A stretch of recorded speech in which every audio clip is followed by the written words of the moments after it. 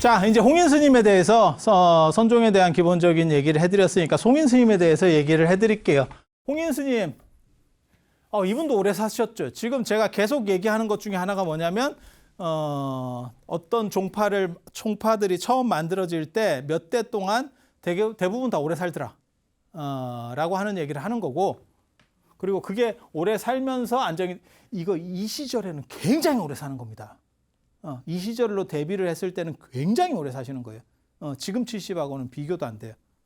이 당시 기준으로 봤을 때는 지금으로 말하면 90 이상입니다. 거의 100 넘었다고 해도 무방할 정도로.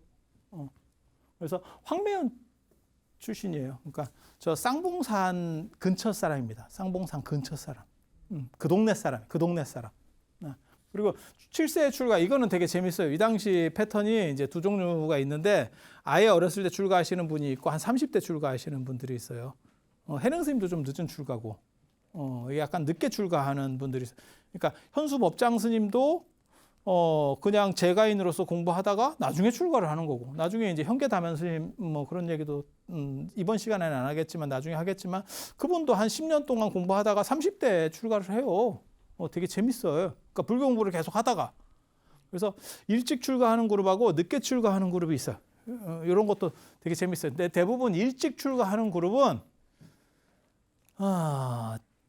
아주 집안에 기연이 있거나, 안 그러면 집안이 깨진 경우예요. 집안이 깨진 경우. 이해가 되시죠? 그렇게 출가하는 거고, 그 다음에 이제 한 20대 후반, 30대 이렇게 출가하시는 분들은 이제 약간 간을 봐. 이게 내가 가야 될 길인가? 이렇게 봐. 그리고 30대 출가하면 굉장히 늦은 겁니다. 요즘으로 말하면 그 정도면 거의 한 50 정도 출가라고 보시면 돼요. 그래서 굉장히 늦은 거예요. 그래서 그런 특징들이 있어요. 그래서 이 능가사자기에 보면 뭐라고 나오냐면, 아까 얘기했던 이게 돈황문서예요. 돈황문서에 칙천무가 뭐라고 그러냐면, 수행으로 말하면 동산법문이 최고다. 홍인 스님이 동쪽의 빅무산에서, 쌍봉산 중에서 동쪽 빅무산에서 설법을 하셔서 그걸 동산법문이라고 하는데, 동산법문이 최고다, 이런 기록이 있어요. 누가 저런 기록을 썼겠어요? 저쪽 편향하려는 문성갑지, 이렇게 되는 거죠. 칙천무가 했다 카드라니까. 그게 무슨 사서에 나오는 거고 이런 게 아니니까. 그래서 이게 저쪽 문헌이구나. 그리고 이쪽이 나중에 이제 신수계통의 정당성을 밝히는 그런 문헌들이에요. 그런 문헌들. 그래서 홍인 스님이 또 해능 스님한테 뭐라 그랬냐면, 달마께서 말씀하시기를 몰라, 뭐 그렇게 얘기를 했대. 하나의 꽃에 5잎의 꽃잎이 생긴다. 그 얘기는 뭐냐면, 달마가 있고 소도 달마, 2조 해가, 3조 승찬, 4조 도신, 5조 홍인, 6조 해능까지, 이게 5잎이라는 뜻이에요. 그리고 나서 열매를 맺는다. 그래서 이게 확 퍼질 거다. 드디어 선종이 확 퍼질 거다. 그리고 저 5개의 잎이 이 잎인지, 이 얘기가 원래 있었는지도 잘 모르겠는데, 이 얘기는 생각보다 빨리 만들어졌던 건 분명한 것 같아. 왜 그러냐면, 지난 시간에 우리가 우두종 얘기할 때도 우두의 그 법맥들이 있어요. 그 몇 명이 나오거든요. 여기 지금 정중종 얘기할 때도 이게 지금 홍인부터 해서 지선, 그 다음에 처적, 무상, 무주. 이거 되게 재밌지 않아? 이런 식으로 몇 명씩의 팀들이 다 있어요. 그게 천태종에도 있고 화엄종에도 있고 이런 식으로다가 이렇게 몇 명씩 묶는 문화가 있어요. 그래서 그런 것들의 정당성을 세우려고 하는 흐름이, 무언가 원 흐름이 있었고 거기에 맞추는 다양한 그룹들이 뭔가가 있었는갑다, 이런 정도는 생각해 볼 수 있어요. 그리고 그런 식의 말을 구조화시킨 거는 이거예요. 그런 식의 이런 법맥들, 각 팀들의 법맥들을 구조화시킨 거예요. 그리고 여기서 결국 이게 뭘 얘기하는 거냐면, 이 6조까지. 6조까지의 정당성을 얘기해 준다 라고 하는 거예요. 그리고 나중에 저런 거 갖고 이제 잘 안 되니까 한 가지 얘기를 더 합니다. 이제 활대의 종론이라고 아주 유명한 얘기인데, 해능 스님의 제자 중에 신회 스님이 신수고 신회입니다. 신수고 신회. 예. 이 신회 스님이 한 20년 뒤쯤에 해가지고 이제 신수 스님 제자들하고 붙어요. 논쟁이 붙는데 그게 하남성에서 붙거든요. 하남성 맨날 이 동네에서 붙는 거예요. 그러니까 신회가 움직였던 주로 활동했던 데는 이 근처입니다. 그러니까 여기서 해능 스님이 여기만 있었다는 거는 사실은 이게 조금 중앙 무대가 아니었다 이렇게 생각하면 돼요. 그러니까 여기가 수도인데 지금 당나라 때는 수나라 때는 원래 여기였다가 위로 갔으니까 여기에 정당성도 있는데 당나라 때는 사실은 초기부터 여기예요. 여기가 서울 경기라고. 그래서 여기에서 뜬 거는 신수 스님이고 해능 스님은 여기거든요. 여기가 어디에 해당하는 거냐면 우리식으로 말하면 그냥 어떤 특정 지역을 비하해서 하는 얘기는 아닙니다. 뭐 해남 뭐 이런 거예요. 그러다가 이 신회라고 하는 스님이 해능 스님을 막 띄우면서 여기서 이제 주로 활동을 하는 거예요. 그러니까 본점보다 지점이 어떻게 보면 더 유명해진 거지. 필라 생각하시면 되겠다. 필라가 원래 우리나라 거 아닌데 우리나라에서 엄청 먹혀가지고 결국 우리나라 게 됐잖아. 근데 신회 스님은 필라 코리아가 필라를 인수한 것처럼 그렇게 못했어요. 나중에 팽당합니다. 되게 재밌습니다. 그 안에 또 다른 기류들이 또 있어. 해능 스님 기류 중에서. 그래서 그런 부분들이 있는데 그때 뭘 얘기하냐면 이렇게 두 팀이 싸우고 있는데 논쟁을 붙었는데 그게 이제 개운사, 대운사 이제 그 활대라고 하는 데서 이제 논쟁이 붙었는데 달마대사 남종정 11원이라고 하는 건데 거기서 이제 싸움이 붙었는데 뭘 얘기하는 거냐면 너 증거 있냐라고 물어봐요. 저 북종에서 너 증거 있냐? 네가 그렇게 주장을 하는데 해능 스님계가 정통이라고 주장을 하는데 증거 있냐? 이렇게 물어보니까 전해진 가사가 있다는 거예요. 부처님한테서부터 전해 내려온 가사가 있대. 그걸 전의설이라고 합니다. 전의설. 옷을 전했다. 가사를 전했다. 부처님 때부터 전해진 가사일 수는 없습니다. 상식적으로. 왜? 2500년 동안 이러한 견직물이나 이러한 천은 2500년 동안 내려갈 수가 없어요. 어떠한 조건에서도 내려갈 수는 없습니다. 그거는 뭐 땅속에 묻혀가지고 막 압착돼서 공기가 차단되고 이러면 나와. 근데 그것도 유물로 나올 때 보면 어떻게 나오냐면 그것도 2500년 전 것까지 나왔는지 내가 잘 모르겠는데 한나라 때 거는 있어요. 한나라 때 거는 나오거든요. 백서나 뭐 이런 것들 나오면 그거 만지면 바스라집니다. 이해가 됩니까? 그렇게 나오는 거지 이렇게 천으로 쓸 수 있게 그건 불가능해요. 그건 불가능해. 그래서 언제부터 내려왔는지는 모르겠는데 그 가사가 있대. 뭐 달마대사부터 내려왔는지 어쩐지는 모르겠는데 가사가 있대. 그래서 그게 1대1로 전했다는 거예요. 1대1로 전했다는 거예요. 그래서 나중에 이제 그럼 보여줘라. 그랬더니 보여줄 수는 없다. 또 뭐 이런 또 야리한 걸 하는데 이 이야기도 퍼졌어. 어느 순간 퍼졌어. 어떻게 퍼졌는지는 잘 모르겠는데 한 얘기가 돌았는가 봐. 이것도 마찬가지예요. 그러니까는 무슨 뭐 화엄종에서 두순 스님, 그 다음에 지엄, 그 다음에 뭐 법장, 그 다음에 나중에 진관 종밀, 뭐 이 당시까지는 뭐 종밀 스님 전이니까 뭐 이런 세 명 있고 뭐 천태종에서도 해문, 해사, 그 다음에 지의, 천태 지자대사, 그 다음에 장안 간정, 그 다음에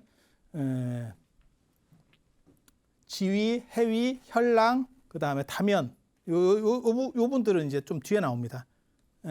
그래서 그런 식으로다가 법맥들이 있고 나름 다 법맥들이 있는데 그 법맥 세트를 다 자기네들이 주장하는 우리 종파의 정당성을 주장하기 위해서 그런 걸 만드는 거예요. 족보를 일종의.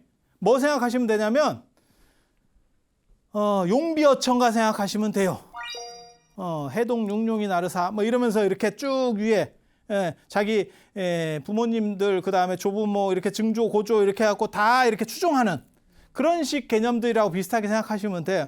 물론 여기에는 다 이렇게 뭐 영향력이 없었던 분들이 아니고 나름 다 영향력이 있었던 분들로 해서 이렇게 추려지는 거예요. 그래서 중국에서 불교가 당나라 때 만개하게 됨으로 인해서 각 종파들이 자기네 정당성을 주장하고 몇 대씩 이렇게, 특히 중국은 내가 잘했다라고 말하는 게 아니고 우리 선생님이 대단하셔서, 저희 때도 그런 게 있었어요. 아무개 지도제자예요. 뭐 이러면 저희 처음에 대학원 갔을 때만 해도 그게 먹어주던 시절이 있었어. 지금은 그거 하나도 안 먹어줍니다. 저 사람이 능력이 있느냐가 중요한 거지, 아무개 지도제자 아무 쓸모도 없어. 예전으로 올라가면 혈통이나 신분을 따시던 시절이었잖아요. 그러니까 그 선생이 누구냐, 뭐 이런 것들, 그 다음에 그 조상이 누구냐, 이런 걸 따졌다고. 여러분 어렸을 때도 그런 거 했었을 거예요. 그래서 뭐 이렇게 중매하고 이러면 그 집에 뭐 예전에 양반가였는데 뭐 이런 쓸데없는 소리들 했었다고. 근데 지금 같은 현대사회에서는 어떻게 되냐면 그게 완전히 무의미해져 버리고 저 사람이 얼마나 괜찮은 사람이냐를 중심으로 보잖아. 바뀌었지. 그런 권위라고 하는 것들이 다 사라졌지. 근데 이거는 지금 당나라 때 얘기를 하고 있는 거죠. 그러니까 그러한 부분들을 가지고 얼마만큼 따졌겠냐고. 그래서 자기네들의 정당성을 주장하려고 많은 이야기들을 하고 있는 거예요. 그중에서 선종이 이 6대, 이건 이제 해능계에서 만드는 거지. 이게 해능이니까. 그리고 요거까지 해서 딱 처리를 해버리는 거죠. 그런데 되게 재밌는 거는 신수계에서는 이 보적이라고 하는 사람이 이 제자인데 이분이 7조라고 그래요. 이분이 6조인 거지. 달로. 그렇게 해서 신의 스님이 우리한테는 가사가 있어 이랬는데 그것도 퍼졌었던 것 같아.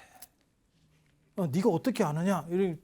역대 법보기에 보면 이 정중종의 얘기가 나오는데 거기에 뭐라고 나오냐면, 정중종 얘기, 이게 정중 스님이 중요한 게 신라 스님이라서 그래요. 신라 스님 아니었으면 내가 이거 자꾸 이렇게 많이 안 썼어. 신라 스님이야, 신라 스님. 그리고 저게 중국 선불교에서도 굉장히 떴어요. 왜 떴냐면 안사의 난 때 당현종이 어디로 도망가냐면, 우리나라는 변란이 일어나면 강화도로 도망을 가요. 대부분. 우리나라 임금들이 도망가는 데가 강화도입니다. 그런데 중국은 사천으로 도망가요. 총나라. 예전에 저 삼국지 할 때 총나라 사천 쪽에, 사천에 강이 4개 흐른다, 물줄기가 4개 흐른다, 사천이거든. 사천 짜장 이런 거 못 들어봤어요? 그 사천에 사천. 거기가 험지예요. 험지. 그리고 들어오는 길목이 좁아. 그 얘기는 뭐냐면 어차피 이게 뭐 하늘로 올라가는 것도 아니고 육군으로 들어가야 되는데 골목이 좁으면 소수로다가도 막기가 쉽잖아요. 아니 그렇잖아요. 그냥 생각을 해보면. 그리고 길이 험하고 그 길들이 대부분 다 이렇게 좁아요. 전에 예전에 그 다큐에 그거 있었는데 차마고도. 야, 그 차마고도만 있으면 100만 대군이 와도 끄떡없어. 한 2놈만 막으면 돼. 2놈만 창으로 이렇게 막고 있으면 100만 대군은 온들 뭐 할 거요? 어차피 내 앞에 서 있는 건 한두 놈인데 그것만 창으로 이렇게 제끼면 야, 그거 끝도 없이 막는다. 제갈량도 나중에 패해가지고 유비군대가 들어갈 때 그 촉도를 다 불태워버려요. 못 쫓아오게. 실제로 그게 이제 촉이라고. 그래서 그쪽으로 도망을 가는데 그때 이 정중사 무상스님이 그때 사천성이 어떻게 보면 불교의 맹주였었어. 그래서 황제가 도망을 오니까, 당현종이 도망을 오니까 저도 개인적으로 지금 이런 얘기하면서 좀 깝깝합니다. 왜 깝깝하냐면 이게 지금 여기가 너무너무 시기적으로 중요한 인물들이 많이 나와서 사실 제가 역사 얘기도 제대로 못 해줬어요. 이제 칙천무 뒤로 이제 또 거기 스토리들이 있거든요. 그리고 당현종까지 가야 되는 또 스토리가 있어. 그리고 당현종 하면 또 여러분 아시다시피 양귀비 얘기가 있고, 사천성으로 이제 가다가 그게 마회역에서 양귀비한테 자결하라 그러고, 당현종 굉장히 비열한 사람이거든. 좋을 때 다 자기가 해놓고는 나중에는 이제 책임을 뒤집어 씌우는 거지. 그래서 양귀비 죽이고 자기는 이제 가는 거거든. 그렇게 해서 이제 가는데 거기서 이제 거지꼴로 우리식으로 말하면 선조 도망갔듯이 이렇게 해서 타고 오고 있는데 그냥 거지꼴로 왔는데, 저쪽은 이제 완전히 변란이 안 난 거죠. 워낙 외진되니까. 중국은 땅이 넓으니까 수도권 중심으로 막 사건이 벌어질 거 아니에요. 그러니까 뭐 생각하시면 되냐면 전쟁이 터져가지고 강원도로 지금 임금이 도망왔어. 근데 내가 강원도 불교의 맹주였네. 나는 원래 별 볼 일 없었어. 왜? 뭐 강원도에 사람도 별로 없고 이러니까 그냥 찌리했었어. 근데 황제가 오니까 내가 겁나 잘해줬어. 어이구 황제 빼야 이러면서 겁나 잘해서. 그러니까 황제 입장에서 어떻게 했어? 네가 대장해라. 이렇게 안 나왔겠어? 그렇게 해서 떡상하는 거예요. 그렇게 떡상하는 거예요. 그래서 이쪽 문헌에는 뭐라고 나오냐면 이쪽 문헌에 굉장히 재밌는 얘기가 있어요. 그 가사가 있었는데 이렇게 해서 받아줘. 이 역대 법보기에. 그랬는데 측천무가 해능 스님한테 그 가사를 한번 보자고 가까보라 했대. 그래서 해능 스님이 택배로 보냈대. 해능 스님이 안 갔거든요. 해능 스님이 안 갔거든. 택배로 보냈대. 측천무가 그걸 가지고 있다가 안 줬다는 거예요. 안 주고 누구한테 줬냐면 측천무가 처적한테 줬대. 무상스님 스승입니다. 그래서 그거를 무상스님이 받아서 이쪽으로 줬대. 그러니까 정맥이 정중종에 있다. 그 얘기를 하고 있는 거예요 지금. 근데 더 웃긴 거는 저 가사가 존재했는지 사실 잘 모르거든요. 저게 진짜 있었나? 안 그러면 저 신회가 이렇게 말 세게 하는 과정에서 막 가사가 나왔나? 이게 되게 재밌는 게 여러분이 알아두셔야 될 게 교종하고 선종하고 차이가 뭐냐면 교종은 저도 그런 생각 하거든요. 이게 예체능이 굉장히 저는 좋은 것 같아요. 예체능은 뭐 예술가야. 그러면 노래 한번 딱 불러봐. 그러면 누가 잘하는지 딱 들어오잖아. 우리가 그 사람만큼은 못해도 우리 그런 거 있잖아. 미스터 트롯 뭐 이런 거 보면 제가 잘하네. 제가 잘하네. 그리고 그걸 뒤집어 놓으면 야 저것들이 뭐 순서 바꾼 거 아니야? 뭐 이런 생각들을 막 하잖아. 딱 들어보면 알잖아. 100m 달리기 뭐 예를 들어서 뭐 마라톤 누가 센 놈이지 바로 나오잖아. 교종은 공부하는 거기 때문에요. 공부하고 뭘 암기하고 뭘 이렇게 설명하고 이런 거기 때문에 누가 센지 등급이 보입니다. 뭔 뜻인지 아시겠어요? 그러니까 붙으면 바로 깨져. 누가 깨갱을 한단 말이에요. 그런데 선종은 마음이 번뇌가 없대. 야 이거 어떻게 객관적으로 비교를 하냐. 아니 생각을 해봐. 나는 깨달았어. 야 오케이. 그거 어떻게 객관화시킬 건데? 너의 깨달음이 저 사람의 깨달음보다 더 타당성이 있고 높다는 걸 어떻게 증명할 건데? 알딸딸하죠. 시험 볼까? 시험을 어떻게 봐? 이제 그런 문제가 벌어지는 거예요. 그러니까 인가라고 하는 스승이 나에게 쉽게 말해서 너는 졸업해도 돼라고 졸업장을 해줬. 그러니까 교종 같으면 논문을 써야 되는데 이거는 스승이 너는 졸업 대상이야 이렇게 해줬다는 거예요. 그게 인가. 그리고 그 인가보다 인가는 말로만 하는 거니까 그거 네가 지어냈을 수도 있잖아. 야 그거 딴 사람 누가 들었어? 아니 우리 선생님하고 나하고 둘이 있을 때만 했어. 이러면 또 이게 할 말이 없어요. 그러니까 뭐가 있냐면 그러면 증표가 있어야 될 거 아니야. 우리 선생님이 나한테 가사를 줬어. 이제 이렇게 스토리들이 나가는 거거든요 사실은. 그러니까 인가나 가사는 똑같은 의미를 가지는 거예요. 그러니까 객관적 정량화가 힘들어. 왜? 이게 깨달음이라는 거는 굉장히 주관성이기 때문에. 그래서 이런 문제들이 벌어지는데 한쪽에서는 신뢰는 해능까지 받았다라고 하는 거고 말만 해요. 보여주진 않아. 이게 이제 문제인 거예요. 이게 보여줘야 되는데 그때 그럼 보여주든가 이러면 그럼 내가 깎게. 이랬으면 확실한 거예요. 아니 보여줄 수는 없고 약간 이제 냄새가 나거든. 이게 보통 약간 냄새가 나. 근데 그거를 또 받아서 이쪽에서는 이런 스토리들이 또 나오는 거예요. 그러니까 이런 쪽 스토리가 하나 있고 이런 정당화를 가지는 거예요. 그러니까 이건 족보의 정당화, 어떻게 보면 학맥의 정당화라고 하는 겁니다. 학맥의 정당화. 학통. 깨달음의 이렇게 계보의 정당화라고 하는 한 가지가 있고 또 하나는 물질적 정당화. 그리고 그런 것들이 그 당시에 유행하고 있었어요. 왜 유행하고 있었을까? 안정되지 않았다는 거죠. 하나의 세력이 완전히 확 튀어갖고 나가는 게 아니고 비슷비슷한 세력들이 있으니까 서로 그러한 얘기들을 하면서 우리가 정당해 이렇게 얘기하고 있었다는 얘기죠. 그래서 그런 정도 일단 생각을 하시면 되고, 다음 시간에 홍인 스님 이야기를 좀 더 해드리고, 이제 해능 스님, 그 다음에 신수 스님 이야기, 그 다음 때 이야기들, 6조 때에 대한 이야기들. 어차피 이분이 6조든 기록은 둘 다 6조라고 나오지만 이분 이 안에서 6조인 건 맞아. 이게 5조인 건 확실해. 그래서 6조 때 이야기를 다음 시간에 이어서 해드리도록 하겠습니다. 자, 들어주셔서 감사합니다.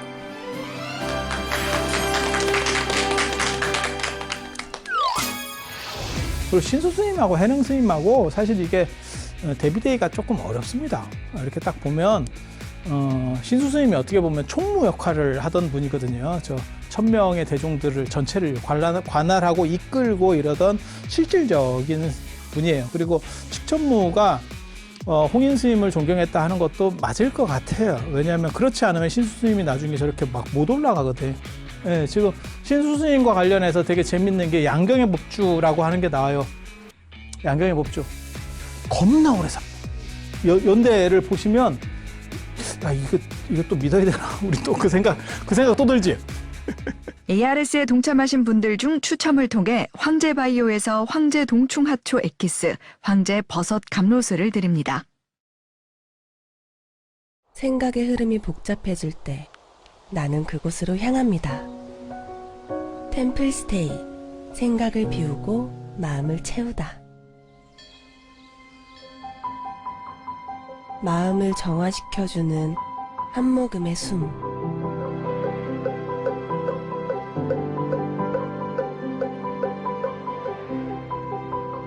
나를 위한 행복여행 템플스테이.